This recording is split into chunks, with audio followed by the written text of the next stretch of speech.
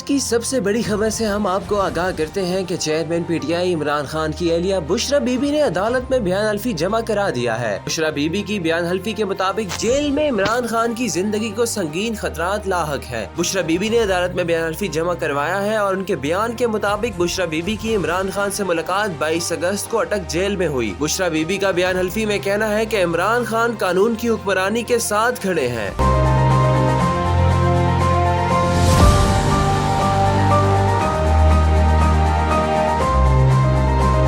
बुशरा बीबी ने अदालत में बयान हल्फी जमा करवाया कि जेल में चेयरमैन पीटीआई की सेहत खराब हो रही है। दौरान कैद चेयरमैन पीटीआई का वजन भी कम हुआ है और साथ ही साथ इमरान खान हर कुर्बानी देने और मुश्किल का सामना करने के लिए पुरज़्म है। 70 साल शख्स की गिरती सेहत उनकी जिंदगी के लिए सबसे बड़ा संगीन खतरा है।